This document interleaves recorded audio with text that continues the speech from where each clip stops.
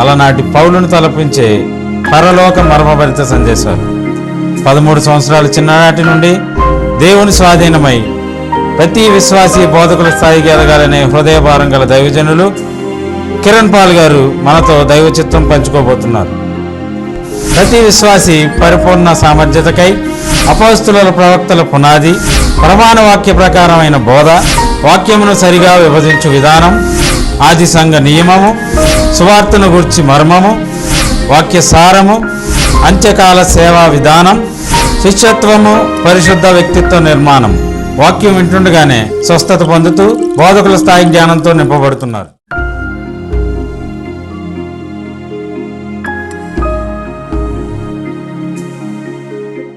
మనకిప్పుడు శాస్త్రీయ విద్య కాదు, మహోన్నతుని విద్య కావాలి.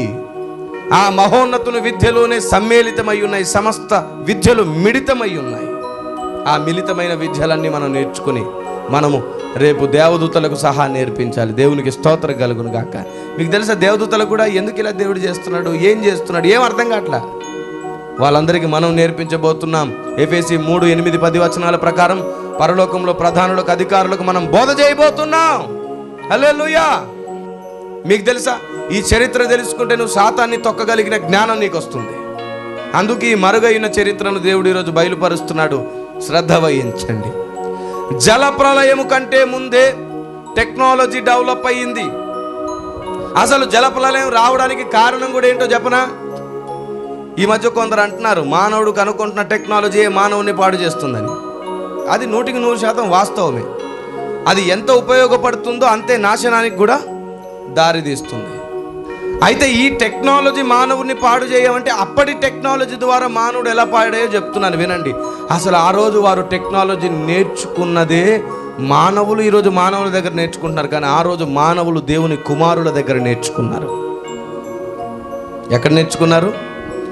దేవుని కుమారుల దగ్గర ఆనాడు మానవులు టెక్నాలజీ నేర్చుకున్నారు. అదే పొరపాటు అయింది. మీకు తెలుసా, భూమి మీదకి దేవదూతలు అనగా దేవుని కుమారులు వచ్చారు. వాస్తవానికి హెబ్రీ భాషలో దేవదూతలనే ప్రస్తావన ఉండదు, దేవకుమారులు అని ఉంటుంది. కానీ మనం ఇక్కడ దేవదూతలనే ప్రస్తావనతో మనకు అర్థమవు భాషలో మాట్లాడుకుంటాం. దేవుని కుమారులు ఈ భూమి మీదకి వచ్చారు. ఎప్పుడైతే వారు ఈ భూమి మీదకి వచ్చారో అప్పుడు మానవులకు టెక్నాలజీ నేర్పించారు. అంతకు ముందే నేను చెప్పాను దేవదూతలకు ఎలాంటి టెక్నాలజీ ఉందో, పరలోకపు టెక్నాలజీ కూడా ఎలాంటిదో చెప్పాను. దేవదూతలకు ఇనుమును తీయడం పెద్ద విషయం ఏమీ కాదు. పదార్థపు అమరికను మార్చడం, వాటిలోని అణువులోని అమరికలు మార్చడం పెద్ద విషయం ఏమీ కాదు. ఏ వస్తువునైనా కనబడకుండా చేయగలరు, ఏ వస్తువునైనా కనబడేటట్లు చేయగలరు. వారు కామరూపదారులు, ఏ రూపంలోనైనా వారు మారగలరు. ఇంతటి సామర్థ్యత కలిగిన వారు వారి పొలిమేరలను దాటి వచ్చారు. వారి ప్రధానత్వమును నిలుపుకొనక భూమి మీదకి వచ్చారు. వారు భూమి మీదకి వచ్చి తప్పు చేశారు. నేను ఎందుకని ఈ విషయం ఈరోజు ఖచ్చితంగా చెప్తున్నానంటే, గ్రహాంతరవాసులు ఉన్నారు అని నేను గత 3 సందేశాల్లో చెప్పాను సీక్వెన్స్గా. కానీ లేరు అని వాదించేవారు మహాజ్ఞానులు ఉన్నారు. అలా జ్ఞానం కలిగిన వారు అనేకులు ఉన్నారు కాబట్టి ఈరోజు నేను ఈ మాట చెప్పాల్సి వస్తుంది. ఇన్నాళ్ళు గ్రహాంతరవాసులను గురించి ఇప్పటికే ఎన్నో మెసేజ్లు చేశాను. వీటన్నిటికీ పరాకాష్ఠ సందేశంగా, నిరూపణ సందేశంగా ఈరోజు నేను మీ ముందు పెడుతున్నాను. జాగ్రత్తగా వినండి. దేవుడు విశ్వములో అనేక కోటానుకోట్ల ప్రపంచాలు చేశాడన్నది నిజం. ఒక ప్రపంచం లేదు, కోటానుకోట్ల ప్రపంచాలలో నివాసం చేస్తున్న దైవ కుమారులు ఉన్నారు, దేవదూతలు ఉన్నారు. 148వ కీర్తనలో ఆకాశవాసులు ఉన్నారు. అవునా? దేవదూతలు వేరు, ఆకాశవాసులు వేరుగా ప్రస్తావించబడుతుంది అక్కడ. ఒకసారి చూడండి, 148వ కీర్తన. యెహోవాను స్తుతించుడి, ఆకాశవాసులారా యెహోవాను స్తుతించుడి. ఉన్నత స్థలముల నివాసులారా ఆయనను స్తుతించుడి. ఆయన దూతలారా మీరందరూ ఆయనను స్తుతించుడి. ఆయన సైన్యములారా మీరందరూ ఆయనను స్తుతించుడి. సూర్యచంద్రులారా ఆయనను స్తుతించుడి అని ఇలాగూ వేరు చేసి మాట్లాడుతున్నారు. ఇందులో ఆకాశవాసులు, ఉన్నత స్థలముల నివాసులు కూడా ఉన్నారు. Praise the lord. ఈ ఆకాశవాసులు ఎవరు, ఉన్నత స్థలముల నివాసులు ఎవరు అనే విషయం గురించి నేను ఈరోజు కొంచెం క్లారిటీ ఇస్తాను. పరలోకంకి వెళ్ళినప్పుడు మీరు ఎలాగో చూస్తారు. ఆకాశవాసులు అనగా అర్థం ఏంటంటే భూమి కంటే పైన కొన్ని నివాసాలు ఉన్నాయి. అది పరలోకమే కాదు. అందుకే నేను చెప్పాను, పరలోకంలోని దేవదూతలు అందరూ ఉండరు. వారికి నివాస స్థలాలు వేరుంటాయి. వారికి నియమించిన కాలాల్లో వారి నివాస స్థలంలోంచి వారు పరలోకానికి వస్తుంటారు. యోబు గ్రంథంలో చాలా స్పష్టంగా ఇవ్వబడ్డాయి. వారి దినము తటస్థించగానే వారు ఆరాధన చేయడానికి పరలోక రాజ్యానికి వస్తారు. పరలోక రాజ్యానికి వచ్చి వారు దేవుణ్ణి స్తుతిస్తారు. అంతవరకు వారు వారి నివాస స్థలాల్లోనే ఉంటారు. చూస్తారా ఒకసారి యూదాపత్రిక 6వ వచనం నుంచి చూద్దాం. మరియు తమ ప్రధానత్వమును నిలుపుకొనక తమ నివాస స్థలమును విడిచిన దేవదూతలను. ఇప్పుడు చెప్పండి, ఎవరి నివాస స్థలములంట? దేవదూతలకు ప్రత్యేకమైన నివాస స్థలాలు ఉన్నాయి. దేవుని పిల్లలారా గమనించండి, దేవదూతలు తమ నివాస స్థలములను విడిచి వచ్చారు, భూమి మీదకి వచ్చారు. ఆనాటి కయ్యను సంతానంతో వారు సహవాసం చేశారు. ఏమండి, కయ్యను సంతానంతో సహవాసం చేసి వారికి టెక్నాలజీ డెవలప్ ఎలా చేసుకోవాలో చెప్పారు, ఎలా పట్టణాలు కట్టాలో చెప్పారు. అప్పటికి ఆదాము ఇంకా బ్రతికే ఉన్నాడు. మీకు ఇంకో మాట చెప్తాను, కయ్యను ప్రస్తావన వచ్చింది కాబట్టి. కయ్యనుకు వివాహమైంది కదా, కయ్యను భార్య ఎక్కడి నుండి వచ్చింది అనే ప్రశ్నకు నేనేం చెప్పాను? ఆదాము కుమార్తెనే అన్నాను. ఎందుకంటే ఆదాముకు ఈ 3 పిల్లలు పుట్టిన తర్వాత మరలా కుమారులు కుమార్తెలు చాలామంది కలిగారు.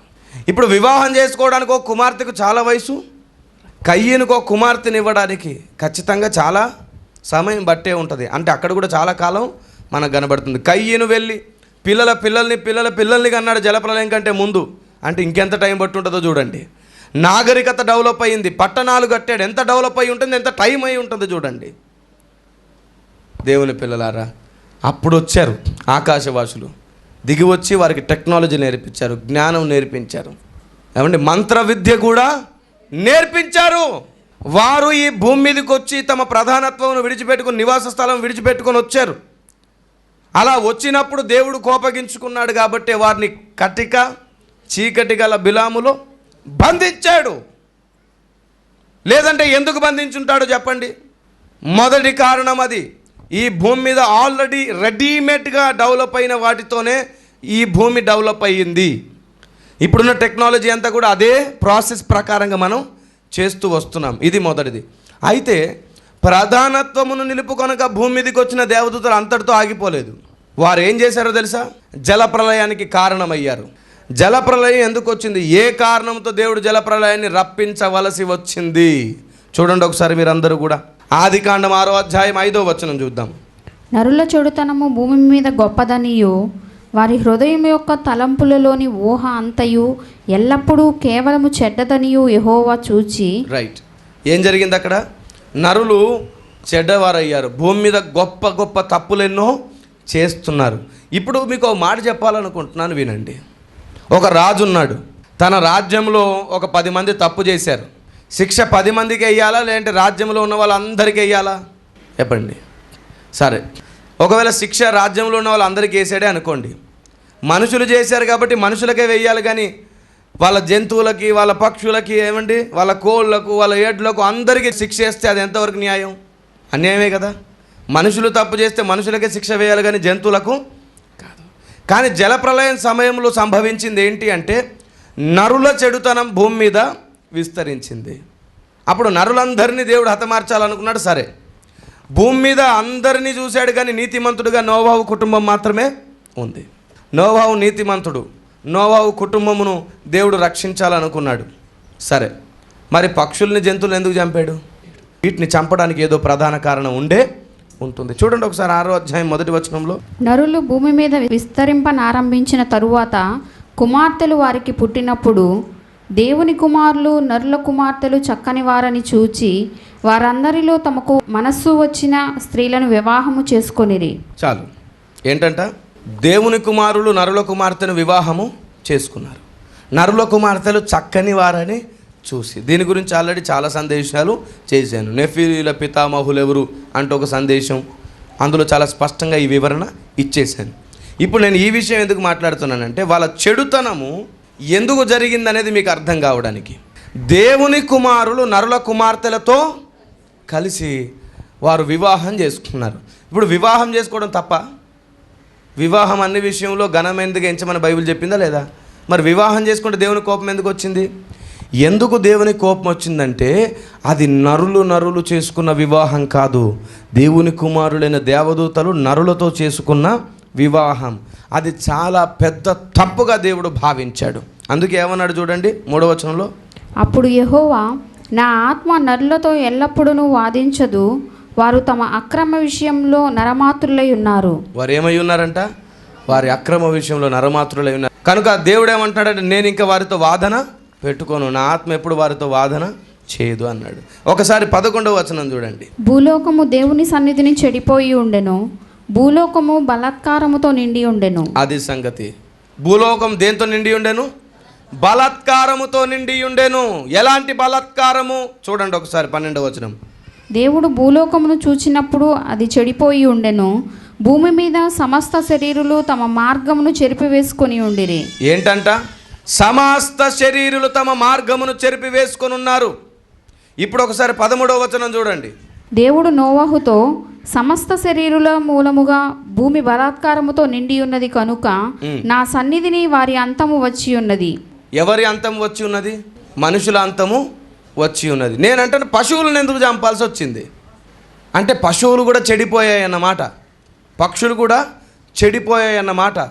దేవుడు అలా జరిగింది కాబట్టి వారిని చంపాల్సి వచ్చింది, జంతువులను కూడా చంపాల్సి వచ్చింది.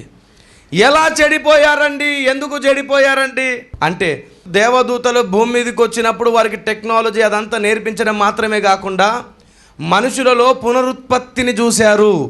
అరే, ఒకరు ఇంకొకరితో కలిస్తే ఇంకో ప్రాణి పుడుతుంది. దేవుడు మాకు ఆ శక్తి ఇచ్చాడే కానీ మాలో స్త్రీలు కలిగిన దేవదూతల్ని సృష్టించలేదు అని కొందరు. ఇంకొందరేమో మా ప్రపంచాలలో స్త్రీలు ఉన్నారు కానీ చక్కని వారు కారు, వారికి పిల్లలు పుట్టే అవకాశము లేదు అని ఇంకొందరు. ఇలా 2 రకాల వారు భూమి మీదకి వచ్చారు. ఒకరేమో పురుషులై ఉన్న దేవదూతలు మాత్రమే వచ్చారు, వీరు వేరే ప్రపంచాలకు సంబంధించిన వారు.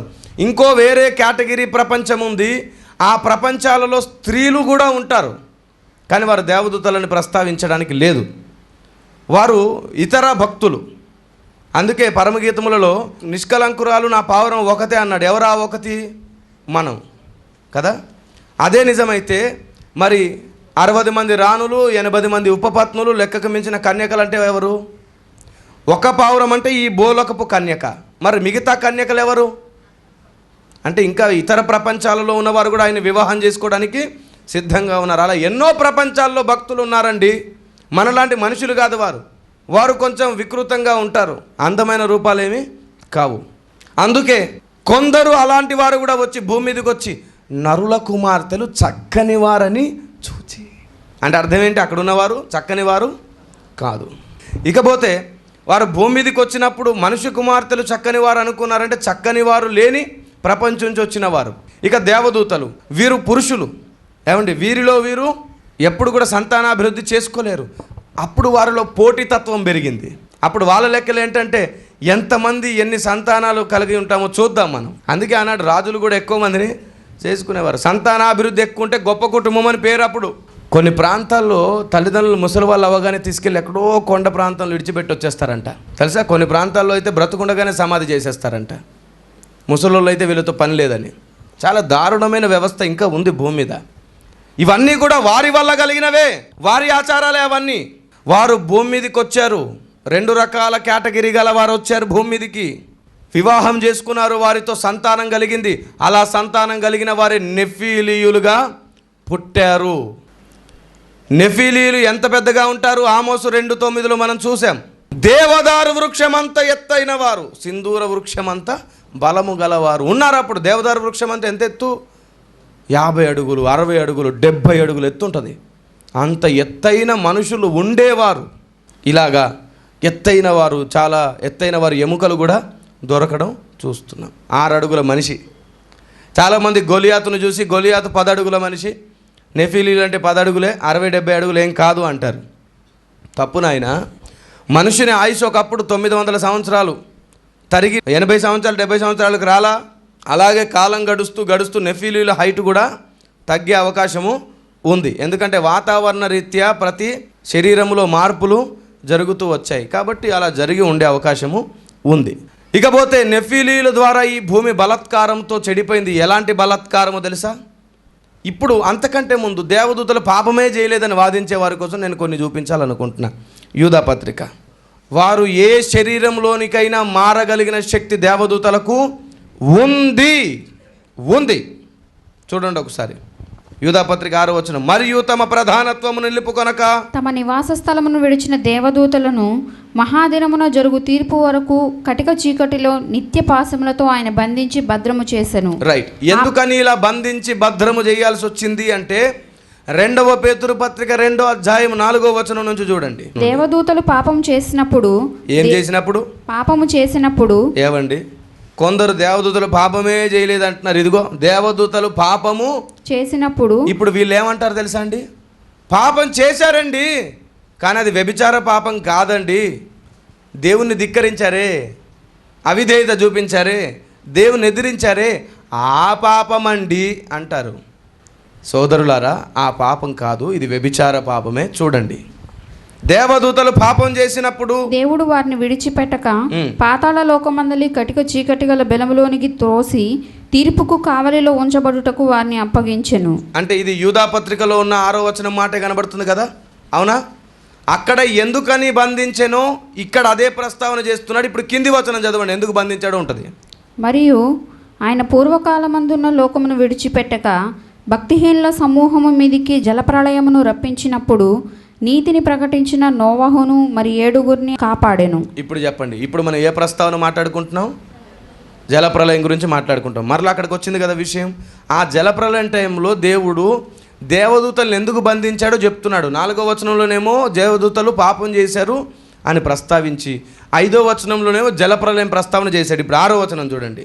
మరియు ఆయన సొదొమ గొమొర్రాలను పట్టణములను భస్మము చేసి ముందుకు భక్తిహీనులకు వారికి వాటిని దృష్టాంతములుగా ఉంచుటకై వాటికి నాశనమును విధించి దుర్మార్గుల కామ వికారయుక్తమైన నడవడి చేత బహు బాధపడిన నీతిమంతుడగు లోతును తప్పించెను. ఆ నీతిమంతుడు వారి మధ్యను కాపురం ఉండి తాను చూచిన వాటిని బట్టి వినిన వాటిని బట్టి వారి అక్రమమైన క్రియల విషయంలో దినదినము నీతిగల తన మనస్సును నొప్పించుకొనుచూ వచ్చెను. చాలు. అక్రమము, ఇదే మాట మనం ఎక్కడ చదివాం? 6వ అధ్యాయంలో చదివాం. అక్కడ 6వ అధ్యాయంలో నెఫిలీలు పుట్టినప్పుడు జరిగిన ప్రస్తావన గురించి మాట్లాడుతూ నరుల చెడుతనం అన్నాడు, అక్రమము అన్నాడు, విస్తరించెను అన్నాడు. అదే మాట మరలా ఇక్కడ ప్రస్తావన వచ్చాడు. కామ వికారములు అన్నాడు. ఇక్కడ ఏమన్నాడు? కామ వికారములు. దేవదూతలు భయంకరమైన కామ వికారపు చేష్టలతో పాపములు చేశారు. ఎలాంటి పాపములు చేశారో తెలుసా? లేవ్యాకాండం 18వ అధ్యాయం 22-23 వచనాలు. స్త్రీ శయనము వలె పురుష శయనము కూడదు. ఏంటంట? పురుషుడు స్త్రీ శరీరంతో కలుసుకున్నట్లుగా పురుషులే కలిశారంట అప్పుడు. అందుకని దేవుడు ఏమంటున్నాడు? కూడదు.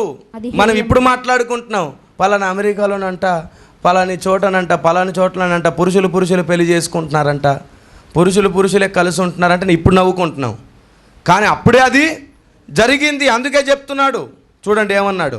ఏ జంతువునందును నీ స్ఖలనము చేసి దాని వలన అపవిత్రత కలుగ చేసుకొనకూడదు. అమ్మ బాబోయ్, దేంతోనంట? జంతువులతో కూడా పాపం జరుగుతున్న రోజులు అవి. మనుషులు జంతువులతో తప్పు చేస్తున్నారు. ఏమండి చూడండి ఇంకేమంటాడు అక్కడ? జంతువు స్త్రీని పొందునట్లు ఆమె దాని ఎదుట నిలువరాదు. స్త్రీలు కూడా ఏం చేస్తున్నారంట? పురుషుడు కూడా వెళ్ళి జంతువులతో పాపం చేస్తున్నారంట. స్త్రీలు కూడా ఏం చేస్తున్నారంట? మగ జంతువులతో పాపము చేస్తున్న టైం అది. ఇప్పుడు చెప్పండి, ఎంత చెడిపోతే దేవుడు కోపానికి వచ్చాడు అర్థమవుతుందా? ఇంత చెడిపోయినాక జంతువులు కూడా పాపం చేస్తున్నాయి లేదా ఇక్కడ? ఇప్పుడు జంతువులను ఎందుకు చంపానో ఆధారం దొరికిందా? మనుషులనే కాదు, జలప్రలయంలో జంతువులను కూడా ఎందుకు చంపాల్సి వచ్చిందో తెలుసా? ఇదిగో ఇందుకు. ఆ రోజు కూడా ఇలా జరిగింది. లేవ్యాకాండం 20వ అధ్యాయం 23వ వచనం కూడా చూడండి. ఈ 23వ వచనం మనం చదివినాక మీకు అర్థమవుతుంది ఏంటో తెలుసా?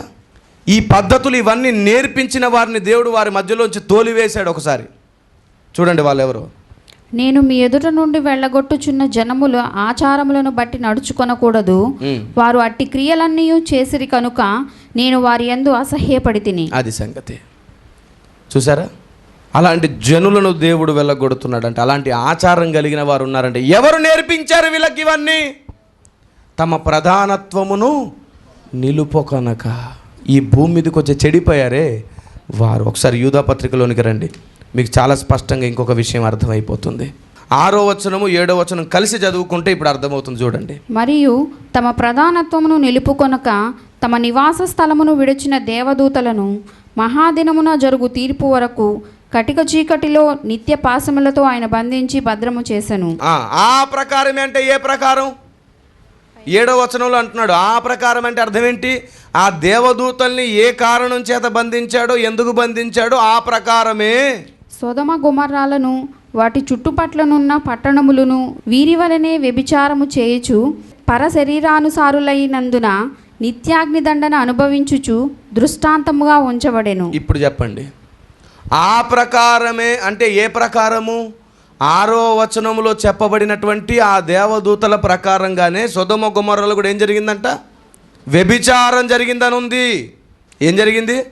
వ్యభిచారము జరిగింది. వారు మనుషులు చూస్తుండగా జంతువులతో కూడా వ్యభిచారం చేశారు. అలా వారు జంతువులతో పాపం చేసినప్పుడు జంతువులలో కూడా 60-70 అడుగుల రాకాసి బల్లులు పుట్టాయి.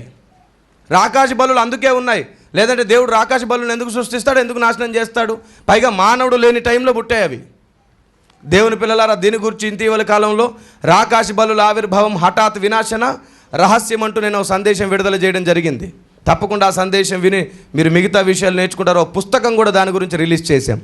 దేవుని పిల్లలారా, ఆనాడు దేవదూతలు భూమి మీదకి వచ్చారు, తప్పు చేశారు, వారే గ్రహాంతర వాసులుగా పిలువబడ్డారు. ఎందుకంటే ఆకాశం నుండి వాళ్ళు వచ్చేవారు కాబట్టి. 1000 సంవత్సరాలు వీరి ఆధిపత్యమే మొత్తం. ఇదే సూచనగా మానవుల్లో కూడా 1000 సంవత్సరాలు చీకటి రాజ్యమైంది. రోమన్ కాథలిక్ పరిపాలనలో వాక్యం అందలేదు. అప్పుడు ఏం జరిగింది ఎవరికి తెలియలేదు. ఇప్పుడు ఏం జరిగిందో కూడా ఎవరికి తెలియకుండా అది మరుగు చేయబడింది. మీకు మాట చెప్పనా? దేవదూతలు భూమి మీదకి వచ్చి జంతువులతో పాపం చేయగా ఆకాశ బలులు పుట్టారు, మనుషులతో పాపం చేస్తే నెఫిలీలు పుట్టారు. వారు ఆకాశవాసులుగా భూమి మీదకి వస్తే వాళ్ళని ఏమన్నారు? వీరు ఆకాశవాసులు. తర్వాత ఏమన్నారు? వీరు అంతరిక్షవాసులు. వాళ్ళు జీవులు కాబట్టి, బ్రతుకున్న వాళ్ళే కాబట్టి అంతరిక్ష జీవులు. అది అసలు విషయం. కాబట్టి ఈ భూమి మీదకి దేవదూతలు వచ్చారు, జంతువులతో పాపం చేశారు, మనుషులతో కూడా పాపం చేశారు. తద్వారా ఈ సమస్తము పాడైంది. అప్పుడు జలప్రలయం వచ్చింది. అందుకు దేవుడు జంతువుల్ని కూడా చంపాల్సి వచ్చింది. ఇంకెప్పుడు కూడా గ్రహాంతర వాసులు లేరు అనే మాట అనకండి. మీరు అనుకునేటువంటిది ఏదైనా కాదు. దేవుడు ఏదనుకున్నాడో అదే మనం నేర్చుకోవాలి. ఇప్పుడు సాతాను మనకు దొరికిపోయాడా లేదా? అరే, వ్యభిచారం అనేది కనిపెట్టిందే నువ్వు, తాగుడు కనిపెట్టిందే నువ్వు, ఈ భూమి మీద చెడ్డదంతా కనిపెట్టిందే నువ్వు. మరలా నువ్వు మంచోడుగా నటించి మా క్రీస్తు నుంచి మమ్మల్ని దూరం చేస్తావా? నీ దేవుడు నీకు ఏం చేశాడు? నీ దేవుడు నీకు ఏం చేయట్లా? ఇంకా కష్టాలే వస్తున్నాయని మమ్మల్ని ఇంకా నువ్వు ప్రలోభ పెడతావా? అసలు దేవుని కంటే నువ్వు మంచోడు పెట్టరా? వాడు దొరికాడు, వాడిని తొక్కడానికి మనకు అధికారం దొరికింది. దేవునికి మహిమ కలుగును గాక. Praise the lord. ఇది ఎప్పటికీ మనసులో ఉంచుకోండి. దేవుడు మీకు తోడై ఉండి దేవుడు మిమ్మల్ని కట్టి నడిపించును గాక. ప్రార్థన చేసుకుందాం. పరిశుద్ధుడైన మా కన్న తండ్రి, మా ప్రార్థన మీరు మాట్లాడి మీరు మమ్మల్ని బలపరిచి పరిశీలన చేయడానికి మీరు మాకు సహాయం చేశారు. దేవా, నీకు వందనాలు. ఇంకా మాకు ఆలోచన నేర్పండి, ఇంకా బైబిల్ని స్పష్టంగా చదవడం నేర్పించండి. ఇలాంటి మరుగై ఉన్న చరిత్రను మేము గుర్తుపట్టడం నేర్పండి. రహస్య సంగతులన్నీ మాకు నేర్పించి రహస్యంగా వాడు చేస్తున్న ప్రతి పనిని పసిగట్టి, వాని కుట్రను పసిగట్టి, ఇప్పుడు ఇంకా వాడేం చేయబోతున్నాడో కూడా గుర్తుపట్టి వాడిని ఆ కాళ్ళ కింద నువ్వు శీఘ్రముగా చితగదొక్కింతువుగాక. మాకు ఆ జ్ఞానం ఇవ్వండి డాడీ. మమ్మల్ని మేము నీ చేతికి అప్పగిస్తున్నాం, మీరు మాకు కావాలి. మమ్మల్ని మేము నీ అధికారానికి అప్పగిస్తున్నాం, కనికరించండి. యేసు నామములో ప్రార్థిస్తున్నాము తండ్రి. Amen, amen. May God bless you. దేవుడు మిమ్మల్ని దీవించునుగాక. సర్వ సత్యమేవ జయతే. ఆమేన్, ఆమేన్. వాడుకో యేసయ్యా.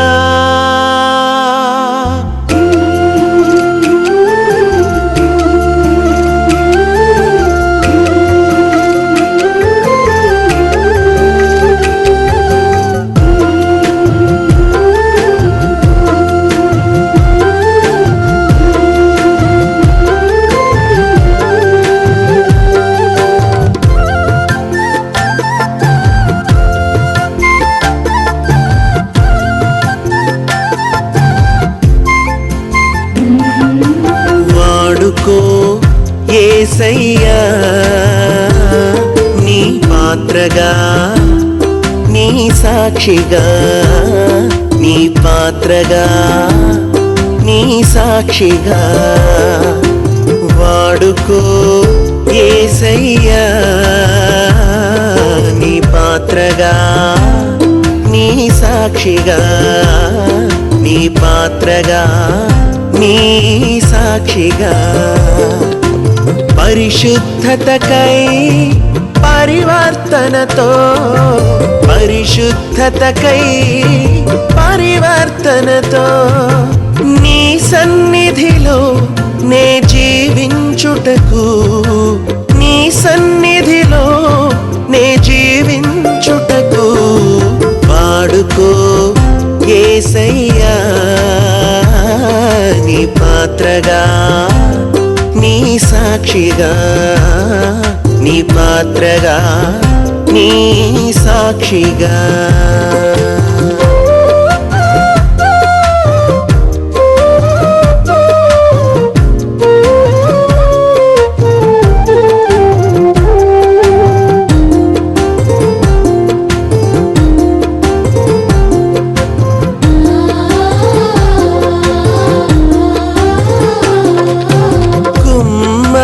మంటిని మలచునట్లుగా నన్ను నీవు మలచుమా కుమ్మరి మంటిని మలచునట్లుగా నన్ను నీవు మలచుమా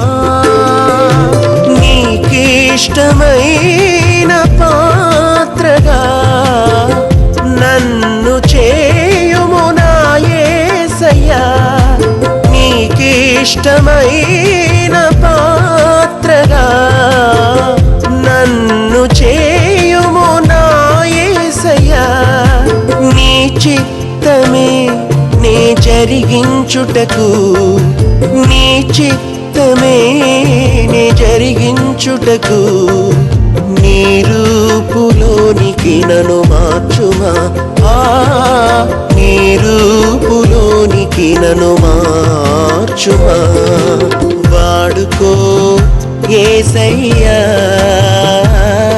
నీ పాత్రగా నీ సాక్షిగా వాడుకో యేసయ్యా